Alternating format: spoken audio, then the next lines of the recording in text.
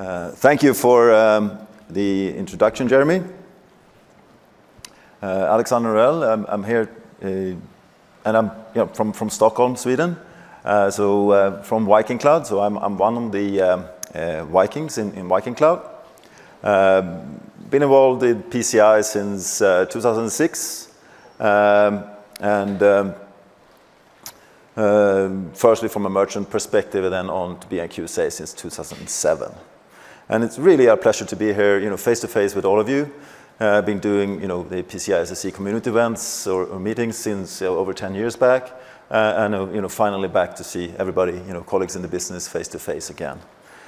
So today I'm going to talk about the VikingCloud Asgard platform, and it's really, one of the things that sort of keeps me going, because I'm a big believer in ways that we can, help our clients, manage both security as well as compliance, and do it in an efficient manner, not only from us as a QSA or as a penetration tester or provider of MSS services, but also to do it in a way that actually makes it easier for you.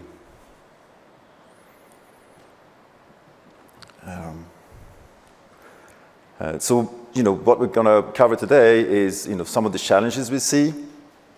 I'm going to go through and talk a little about the VikingCloud Asgard platform, compliance validation as we like to do it in using that platform as a base with the combination of both technology as well as the consultancy.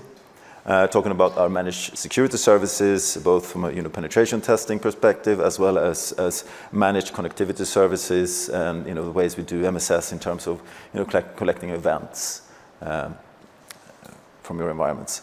As to questions, we won't really cover questions during the session, but if you want to come by and talk about PCI DSS version 4 or anything compliance or security, I'm more than happy to do so, and obviously also continue to talk about our platform. So going to start with some of the challenges we see out there, right? So with that, I just pick a typical retailer. And to look at what are the merchant's challenges. And in this case, who doesn't like a smash burger from your favorite burger chain? With them having, what's really their focus? Well, besides getting the perfect burger ready to go, they have a challenge, and they really want to, number one challenge for them is to keep the business going. And for me, that translates to business saving practices. And coming at it from the things that we focus on is really looking at it from what you need to do from securing the environment, enabling both security and compliance.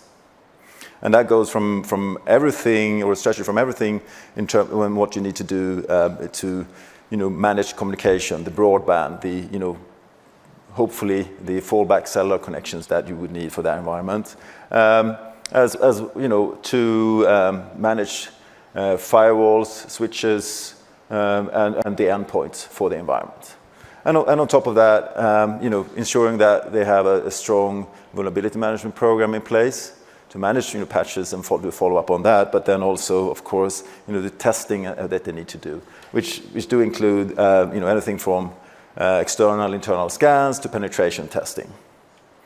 And it doesn't stop there. They also, these type of merchants are also subject to obviously to different compliance frameworks, whether it's legal frameworks like GDPR or an industry framework like PCI DSS, or if they want to go after like frameworks like ISO 27001, etc. So again, talking about some of the challenges, looking at our base of smaller merchants. They've typically already started to put technology solutions in place where they are managing compliance by deploying P2P type solutions, or having an e-commerce solution in place to actually do redirects or iframes to limit the scope of PCI DSS or the PCI DSS footprint. And with this, they are for sure protecting cardholder data, but doesn't really, extend to a full business saving practice. And so what they actually need to do to stay in business. So after all, what is a functioning end-to-end P2P solution that is put in place if they don't have any communication and the ECR is not up and running? You can't really do the payments or do what they need to do to stay in business. So with that, we also see challenges with the vulnerability management programs, security awareness, and securing the parameters. As from our QSA perspective, we still find legacy cardholder data out there. Not leaking data of the actual P2P solutions, but probably more legacy data that we find in the systems. And with that also privacy data and other IP data on this type of systems. And they are generally not as secure as the sort of P2P solution that might have been put in place, for instance. So, and on top of that, compromises small merchants that potentially has a compromise or are subject to a compromise. It's very, quite a few of them that actually are not managing to stay in business. So I'm going to move on to not talk to many about all the challenges, but or opportunities, like we like to call them. There is a widespread use of technology, which actually causes, managing compliance or managing security a challenge, right? So anything from, collecting evidence from all of these type of systems to manage them from a security event perspective or doing the patching that they're needed. And, talking about some of the alerting that need to happen, it's too many events for most of these type of clients to handle, which lead to what we call alert fatigue. And in general, also for the industry, we do have a lack of talent, in general. It's been talked about for years that we need to get more security professionals out there. I tried to, convince my son to become a security professional and, take out my trade, but, he didn't go for that. But we do have, actually, being around, we do have QSAs where they have their sons and daughters are actually getting into the security space. So that's good to see. So hopefully we see some growth on that side. And on top of that, we have all of these different type of compliance framework that we just already touched on.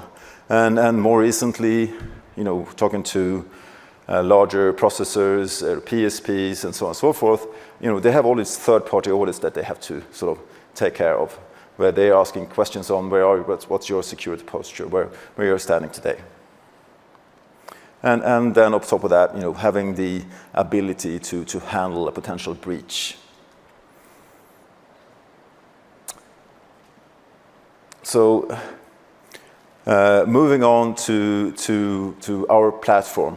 It's really, a one-stop platform that we've seen that we have created where we integrate both, compliance and security. We do have over 4 million businesses out there. And if you look at our stand, it also says 5 million businesses. So it's growing by the day.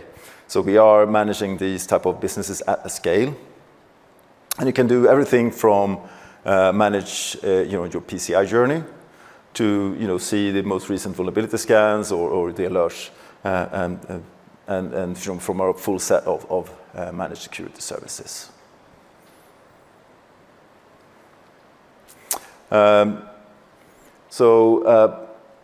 Through that, you will be able to drill in, looking at the different security events, looking at the where we are in compliance status, and really shift between the two or even three, because you can go in to look at the status of penetration tests and vulnerability scans in that portal.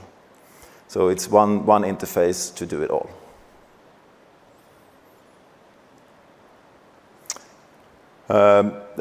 Just as a side note, I'm a believer and I'm really into body hacking myself. So, I do want to not only I want to be able to sleep at night, not only by using a portal like the Asgard platform to manage compliance and security. I also want to reduce my exposure to blue light. So I love to use the dark mode. So that is available as well. Side note. So compliance validation. Well, that's something that is near and dear to heart to me. Starting with compliance 2006, 2007.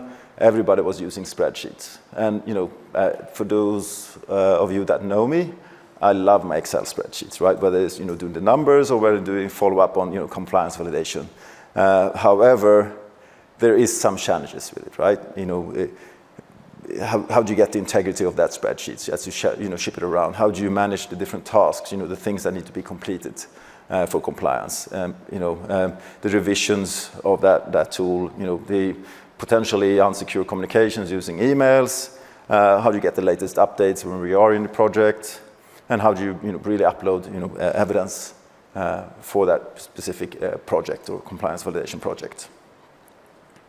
So that is where we have the Asgard platform for that. And for our senior level execs, or if you're a senior product manager where you do want to get full access to all of your data and in terms of where you are in your compliance journey, you have that from the tip of your fingers with one interface. You can see what is the overview of all of these projects, what is the timelines that you got, when do they need to be completed by. They have also the capability to set individual rights to say, hey, these team members need to have access to these different projects or specific tasks. So, and from that, they can drill down into that project or the different projects they've got and look at everything from what is the start and end dates of the projects, what is the statuses, and what's the timeline, as well as where are they in terms of risk for completion, as well as the percentage of completion. So it's, continue to drill down and get more and more details as they go. And from all of these different dashboards, you can extract reporting that they can use in the weekly reports or monthly reports on compliance. And as they drill down, they get more and more details and get things like what is the actual detailed timeline, how they're tracking against their milestones, and then look at what's in review, what has been completed, what is projected, what is pending, and all the potential due dates they've got. And again, having the ability to do the reporting on all of these things. However, not everybody would like to use our platform for all of these things. They do have the capability to export any finding, any task from the systems to be able to use it in their own ticketing system, to really distribute any task they need to do to show compliance or deal with an incident or a finding from a penetration test. So again, that capability. But with that, a lot of our clients, or most of our clients, they like to use the platform to manage everything end-to-end, compliance-wise. So with that, we're setting up tasks that are specific to ongoing compliance. Specific task that is, all the BAU tasks and when they need to be completed by. So during the year, it's not only within one stop, hey, in a point in time compliance, it's that ongoing compliance that everybody want to achieve. And then, the specific tasks that we prioritize, high, medium, low, on when they need to be completed by to show compliance. And within that, the PM usually have the ability to distribute the different tasks they need to be completed. If it needs to go, hey, Alex, go get me coffee, or rather, hey, Mr. Network Admin, you need to upload this piece of evidence, or you need to go and remediate this specific finding. You can do that from within the system and assign those tasks to have them completed.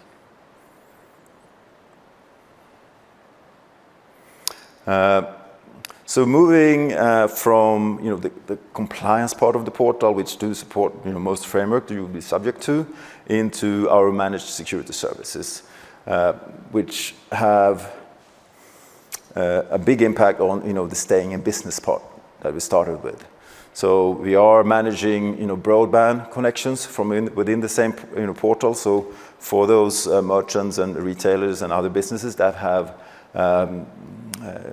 are distributed with retail locations all over, we can help manage broadband connections with those cellular backups, which is one of the things that we should be mindful of the next year with some of the electricity crisis that we see in Europe. What if there's a blackout? What if there's no power?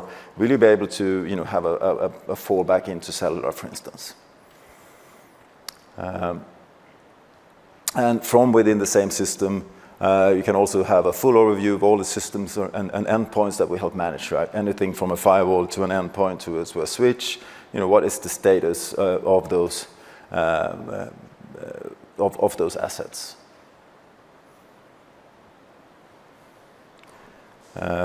And on top of that, we have the full integration of what we do from an ASV scanning perspective, as well as external and internal vulnerability scans, where that can all be managed from the same interface, doing the actual testing of everything of your full estate, right?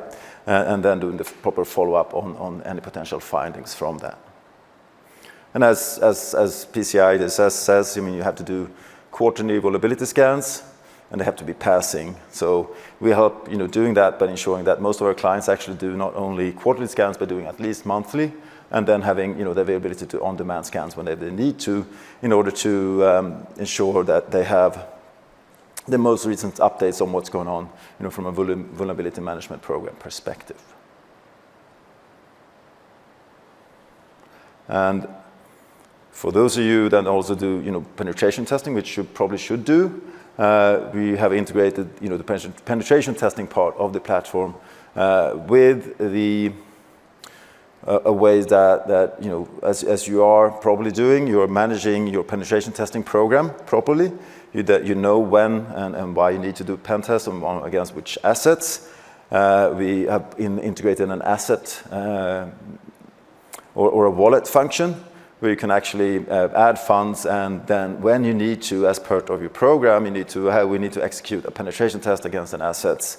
You can do that through this portal, and then as you do that and the penetration gets going, any potential findings are added to the interface, so that you don't have to wait a couple of weeks for the full report. You can get access to those specific findings as you go to see if is there anything critical going on, we need to fix it now rather than wait for the full report.